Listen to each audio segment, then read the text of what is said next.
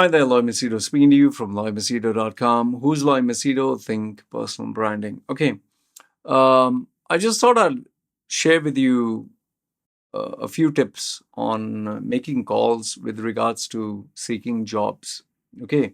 Since many of you are hunting for jobs and, you know, you obviously, if you have to search for a job, it's either a cold call or you'll call someone that you know. So I just thought I'll give you a few tips on this. Okay. And the reason for this is because I think many of my clients are getting job offers, many of them. And they obviously ask me, so what should I do?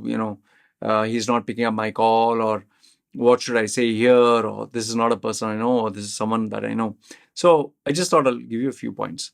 If you have any questions, put them down below. And if I feel I've not answered, I'll make another video. Okay.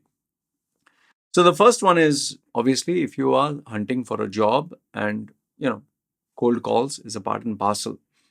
Now, generally, we have the office landline.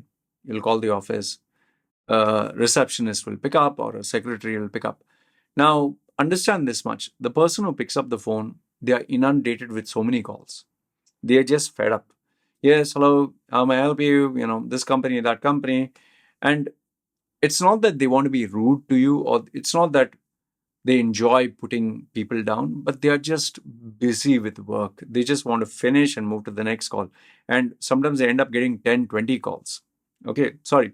I mean, not 10, 20 calls. They might end up getting like in a period of 1 hour, they can even get 20 to 30 calls in an hour. So they're just inundated. Okay. So when you call up the receptionist, understand this much, that person's fed up. The person doesn't know you, the person doesn't care, and the person wants this call ended as quickly as possible. So you should make it 2, 3, 4, 5. I call it the 5S. It should be scripted. You should know what you're going to say. It should be short and to the point. It should be succinct, which means clearly expressed. It should be number 4, smart. That means intelligent enough where the person entertains you. And last, it should be strategic. Strategic means who is the person, what is it that you want to speak, why should they connect you to this person. So these are the 5 things that I discussed with my clients. Now, obviously, there's no one size fits all. I can't give someone who's a college student versus a fresher versus a guy in his 30s versus a guy in his 40s, an engineer versus accountant versus salespeople. I can't give everyone one template. But when you script it down, you know what you're going to say. When it's short, you don't waste people's time.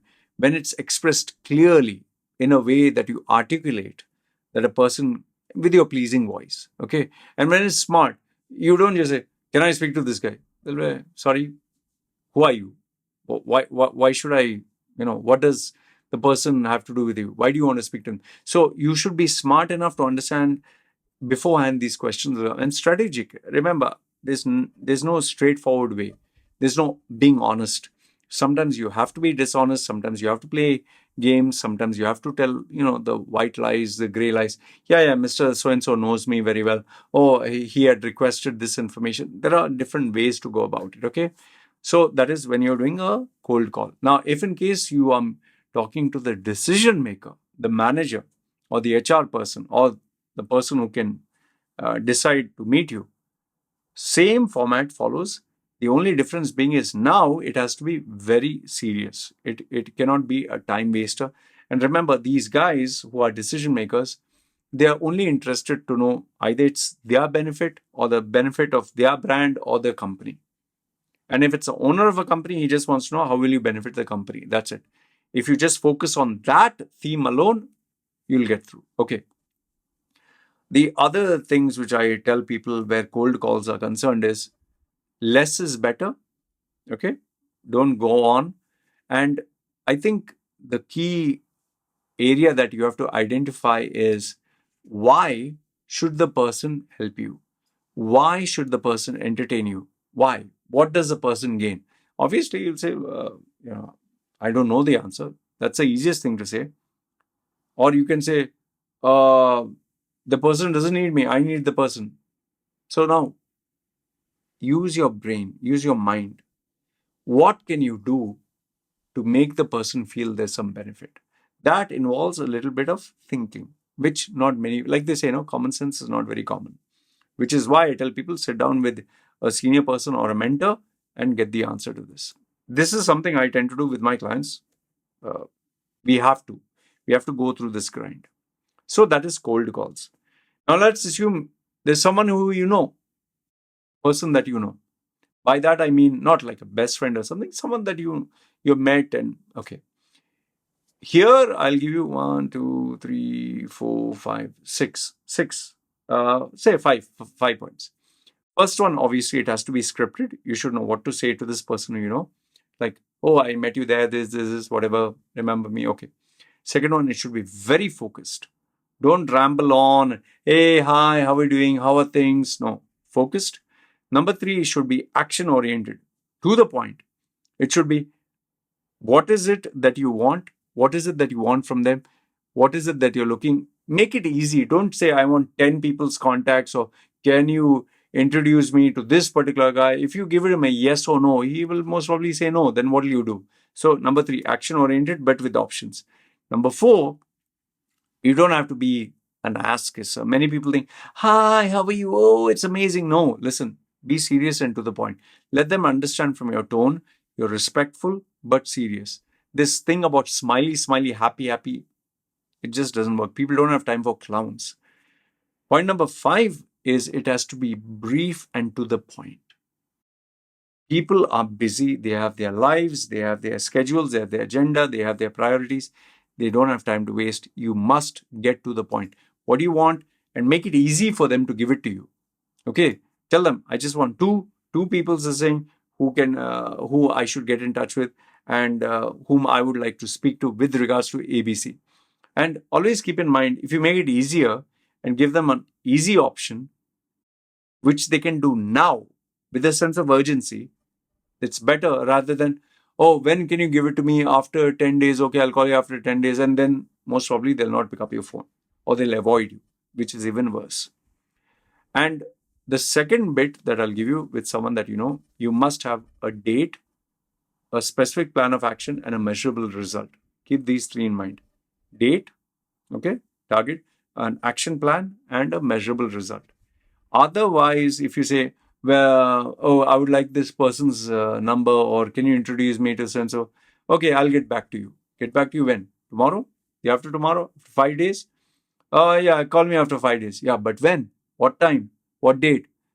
Would you like 8:30 in the morning, or would you like at 1 in the afternoon, or would you like at 4 in the evening? Oh, yeah, call me at 1. Okay, fine. And if in case you're busy, what do I do? So I know this will be like, am I pushing the envelope? Yeah, it's better to finish the whole thing within that date and time and busy note it down because you may not get a second chance. Now, a couple of FAQs which most of my clients have and most people have.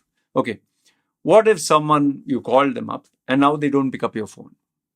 Well, it's possible. They'll not pick up your phone because they don't like you or they don't have an answer or they're just too busy, they don't give a damn. So what do? Try once, try twice, try third time. Then what do? Sometimes what I do is I call them from one number and then sometimes I call them from another number and then sometimes from third number. Okay. What if even after calling them from different numbers, they ignore you? Then once, twice, thrice. After that, maybe the person really doesn't like you or doesn't want to talk to you. And that is where the only other option after that is WhatsApp message, where if they read, fine, they've got the message. But if they don't respond, that means no. Or if they don't read it and you're not sure whether they read it or not, send a voice note. Okay. But if after that still they don't respond to you or they're avoiding you, oh, I'm busy, or they keep telling you, or they keep postponing, it's time to move on. Don't waste your time on such individuals because it's simple. They just don't want to help you. It's not that they're bad, just that maybe you're not too likable. And remember, nobody owes you anything. If someone has decided, made up their mind to avoid you, you just move on and seek more new people. On an average, I'll tell you, if you have, let's say, 100 people in your list, database or Rolodex, expect two or three. Seriously, expect two or three, not more than that. And when you go through tough times, you'll really come to know who are your friends or who are not your friends. And that is a life lesson that will not only shape you, it will change you forever. Anyway, these are some of the pointers I thought I'd share with you. Let me know, what do you think? Did you find these useful? Do you think they're helpful? And yes, if you have any questions, put them down below in the comments. You know, I'll definitely look into them. I read all your comments and I'll respond. Good, bad, ugly. Let me know what you think. This is me signing off.